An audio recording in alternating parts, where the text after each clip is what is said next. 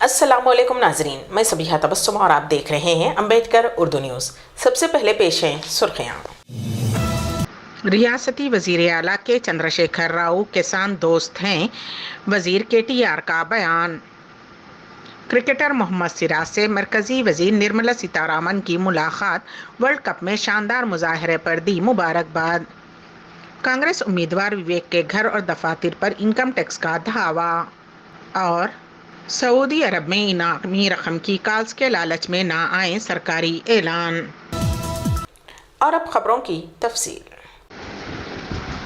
KCR किसानों के वाहिद दोस्त KTR का बयान। इस बात पर जोर देते हुए कि सिर्फ चीफ मिनिस्टर के चंद्रशेखर राव ही 24 घंटे बिजली फराहम कर सकते हैं, BRS के कारगुजार सदर KT रामाराव ने सवाल किया कि अगर बर्क़ी देना इतना आसान था तो कांग्रेस उन रियासतों में क्यों नहीं देती जहां वो बरसरे इक़्तिदार है।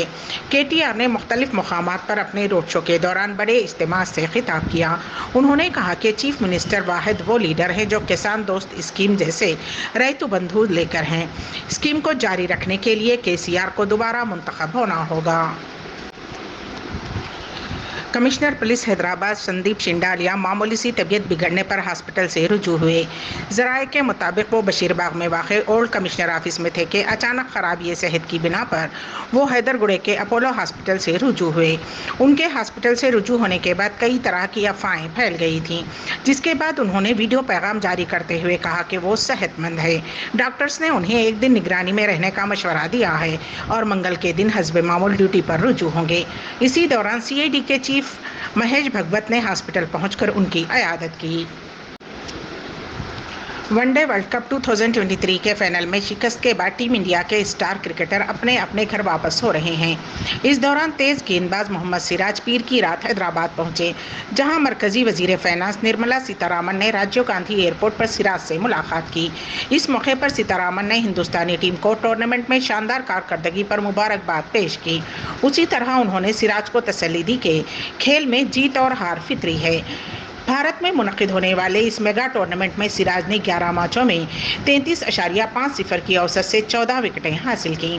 उन्होंने श्रीलंका के खिलाफ 16 रन बनाया और 3 विकेट्स हासिल की और वर्ल्ड कप में अपनी बेहतरीन बॉलिंग का रिकॉर्ड अपने नाम किया।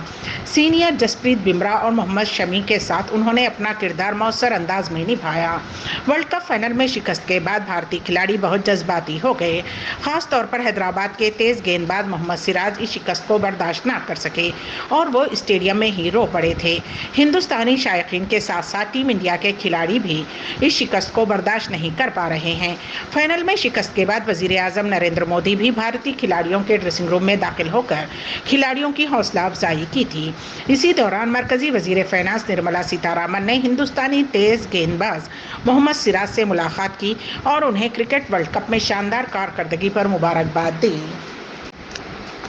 कांग्रेस उम्मीदवार और साबिक रुकने पार्लियामेंट वेंकट स्वामी के मकान और दफातर पर IT हुक्काम की जानिब से धावे किए गए। आज सुबह की अव्वलीन सातों में हैदराबाद में वाक़े सोमाजीगुड़ा और मंचिरियाल में उनके मकानात पर धावे किए गए। उसी तरह बेगमपेट में विवेक के दफ्तर पर भी IT हुक्काम की जानिब से धावा किया गया। इम्कान है कि IT की कार्रवाई शाम तक जारी रहेगी। वाज़ेह रहे कि वो एक चिन्नौर हल्के असम्बली से कांग्रेस पार्टी की जानिब से मुकाबला कर रहे हैं। उनके मकान और दफातर पर धावे के साथ ही अपोजिशन जमातें ये कहते हुए तनकीद कर रही हैं कि जब तक वो BJP में थे महफूज थे, उनके खिलाफ इस तरह की कोई भी कार्रवाई नहीं की गई और जैसे ही वो BJP पार्टी छोड़कर कांग्रेस में शामिल हो गए, उनके खिलाफ इनकम टैक्स के दावे किए जा रहे हैं। करीमनगर के BRS उम्मीदवार और वजीर सिविल सप्लाईज गंगुला कमलाकर ने कहा है कि BJP उम्मीदवार बंडी संजय को मजहब के दरमियान तफरका पैदा करते हुए अपनी सियासी दुकान चला रहे हैं। ऐसे लोगों को सियासत में रहने का कोई हक नहीं है। वजीर गंगुला ने करीमनगर के अम्बेडकर स्टेडियम में साबिक MP विनोद कुमार के साथ मॉर्निंग वॉक के दौरान इंतखाबी मुहिम चलाई। वजीर गंगुला कमलाकर ने कहा कि रुकने पार्लियामेंट बंडी संजय ने करीमनगर और तेलंगाना की आवाम की फलाह व बहबूद की कभी परवाह नहीं की। البتہ مذاہب کے درمیان پھوٹ ڈال کر اور ذات پات کے تنازعات کو ہوا دے کر سیاست کھیلنا اچھی طرح آتا ہے۔ انہوں نے کہا کہ تلنگانہ کی سیاست میں ایسے لوگوں کے لیے کوئی جگہ نہیں ہے۔ انہوں نے کہا کہ کریم نگر اسمارٹ سٹی کا کام 2018 میں مکمل ہو گیا تھا، لیکن 2019 میں ایم پی کے طور پر جیتنے والے سنجے نے دعویٰ کیا کہ انہوں نے اسمارٹ سٹی پروجیکٹ حاصل کیا، جو ان کی کم عقلی اور سیاسی حماقت کا منہ بولتا ثبوت ہے۔ مرکزی وزیر داخلہ امت شاہ نے کہا ہے کہ تلنگانہ میں بی جے پی اقتدار میں آنے کے بعد 4% مسلم ریزرویشن کو ختم کرتے ہوئے اسے S C S T B C طبقات میں تقسیم کیے جائیں گے۔ کورٹلہ میں بی جے پی کے جلسے عام سے خطاب کرتے ہوئے امت شاہ نے کہا کہ تلنگانہ میں بی جے پی برسر اقتدار آنے پر یکساں سول کوڈ پر عمل، مسلم ریزرویشن ختم کر دیا جائے گا۔ مرکزی وزیر داخلہ امت شاہ نے کہا ہے کہ بی جے پی تلنگانہ میں برسر اقتدار آنے پر یکساں سول کوڈ پر عمل کیا جائے گا۔ انہوں نے تلنگانہ میں عمل کیے جانے والے 4% مسلم ریزرویشن کو بھی ختم کرنے کا اعلان کیا اور کہا کہ یہ غیر قانونی کوٹا ہے۔ انہوں نے اس ریزرویشن کو ختم کرتے ہوئے او بی سیز، دلتوں اور ایس ٹیز کے کوٹے میں اضافے کا اعلان کیا ہے۔ انہوں نے کہا کہ 17 ستمبر کو بی جے پی ہر سال سرکاری سطح پر حیدرآباد لبریشن ڈے کی تقریب منائے گی۔ مرکز میں فرقہ پرست طاقتوں کو مات دینے کے لیے تلنگانہ اسمبلی انتخابات سیمی فائنل تلنگانہ کے چیف منسٹر کے سی آر پچھلے 9.5 سال سے اقلیتوں کا استحصال کیا۔ بی آر ایس پارٹی کو بی جے پی رشتہ دار پارٹی قرار دیا۔ پچھلے 9.5 سال میں مسلم تحفظات، ڈبل بیڈ روم مکانات، مسلمانوں کو سبسڈی لونز اور اردو زبان پر عمل آوری ندارد، ان خیالات کا اظہار کھمم سٹی کانگریس کی کمیٹی کی جانب سے سیکول فنکشن ہال کھمم میں منعقد شدنی مسلم اقلیتی جلسے سے ملک کے نامور شاعر و رکن راجیہ سبھا و صدر کانگریس اقلیتی ڈپارٹمنٹ عمران پرتاپ گڑھی اور محمد اظہر الدین نے کیا۔ کھمم کے فنکشن ہال میں کھمم سٹی کانگریس پارٹی کی جانب سے منعقد شدنی مسلم اقلیتی جلسے عام سے عمران پرتاپ گڑھی اور حیدرآباد کے جوبلی ہلز اسمبلی حلقے کے کانگریس امیدوار محمد اظہر الدین بحیثیت مہمانان خصوصی شرکت کرتے ہوئے اپنے خطاب میں کہا کہ مرکز میں فرقہ پرست طاقتوں کو مات دینے کے لیے تلنگانہ اسمبلی انتخابات کو سیمی فائنل قرار دیتے ہوئے کہا کہ تلنگانہ کے چیف منسٹر کے سی آر پچھلے 9.5 سال سے تلنگانہ میں اقلیتوں کا استحصال کرتے ہوئے مرکز میں فرقہ پرست بی جے پی کا بھرپور تعاون کر رہے ہیں۔ ریاست اتر پردیش میں ایک شادی کی تقریب میں رسگلوں کے لیے جھگڑا ہو گیا، جس میں 6 افراد زخمی ہو گئے۔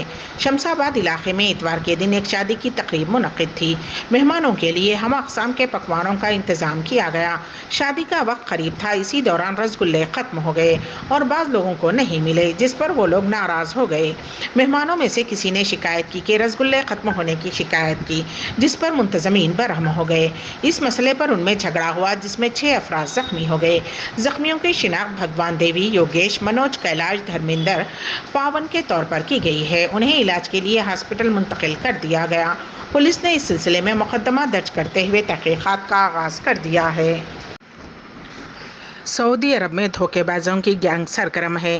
یہ لوگ اردو، انگریزی یا عربی زبان میں لوگوں کو فون پر انعام نکلنے کی خوشخبری سناتے ہیں یا کبھی اپنے آپ کو بینک عہدیدار ظاہر کرتے ہوئے اکاؤنٹ ڈیٹیلز مانگتے ہیں۔ اس سلسلے میں محکمہ امن عامہ مملکت سعودی عرب نے مقامی اور مملکت میں رہنے والے غیر ملکیوں کو خبردار کیا ہے کہ انعامی رقم کی لالچ میں نہ آئیں، ٹیلی فون و دیگر ذرائع سے موصول ہونے والی غلط اطلاعات پر توجہ نہ دی جائے۔ مقامی میڈیا رپورٹس کے مطابق محکمہ امن عامہ نے لوگوں کو خبردار کیا ہے کہ ٹیلی فون پر نامعلوم نمبروں سے موصول ہونے والی ایسی کالز پر قطعی طور پر توجہ نہ دی جائے جس میں یہ کہا جاتا ہے کہ آپ کا انعام نکلا ہے۔ ایسی کالز یا میلز موصول ہونے پر ان کے بارے میں قریب ترین پولیس آفس میں اطلاع دیں۔ علاوہ ازیں کلنا امن کی ایپ پر بھی ان جعل سازوں کے بارے میں اطلاع دی جا سکتی ہے۔ واضح رہے کہ ماضی میں ایسے بے شمار واقعات رونما ہو چکے ہیں جن میں لوگوں کو خطیر رقم انعام میں نکلنے کی نوید سنا کر ان سے یہ مطالبہ کیا جاتا ہے کہ انعام وصول کرنے کے لیے فائل مکمل کرنے کے لیے اس کی فیس ادا کرنا ضروری ہے۔ سادہ لوہ لوگ ان جعل سازوں کا شکار ہو جاتے ہیں جو انہیں موبائل چارجنگ واچرز ارسال کر دیتے ہیں۔ جعل ساز ان سے اچھی خاصی رقم اینٹ کر ان کا نمبر بلاک کر دیا کرتے تھے۔ موبائل پر انعامی اسکیم کے حوالے سے جعلی سازی عام ہونے پر دھوکے بازوں نے بینک اکاؤنٹ فراڈ سسٹم کے ذریعے کافی لوگوں کو لوٹا تھا۔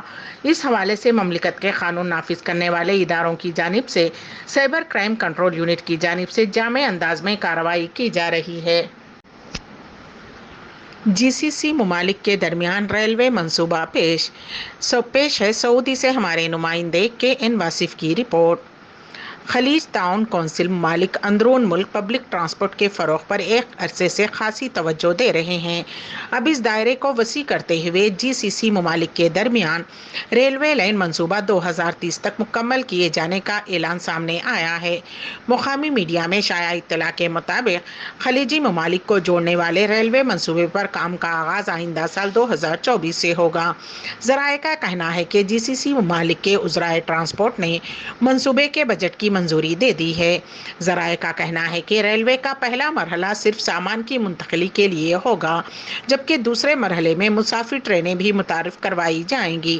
توقع کی جا رہی ہے کہ منصوبے کی تکمیل پر اس کے ذریعے سالانہ 95 ملین ٹن سامان کے علاوہ 8 ملین مسافروں کی GCC ممالک کے درمیان منتقلی ہوگی۔ امبیڈکر اردو نیوز کے اختتام سے قبل دوبارہ سرخیوں پر ایک نظر۔ ریاستی وزیر اعلیٰ کے چندرشیکھر راؤ کسان دوست ہیں، وزیر KTR کا بیان۔ کرکٹر محمد سراج سے مرکزی وزیر نرملا سیتارمن کی ملاقات، ورلڈ کپ میں شاندار مظاہرے پر دی مبارکباد۔ کانگریس امیدوار وویک کے گھر اور دفاتر پر انکم ٹیکس کا دھاوا، اور سعودی عرب میں انعامی رقم کی کالز کے لالچ میں نہ آئیں، سرکاری اعلان۔ اسی کے ساتھ ہی امبیڈکر اردو نیوز یہیں پر اختتام پذیر ہوتی ہیں، تو دیجیے گا سبیحہ تبسم کو اجازت۔ اللہ حافظ۔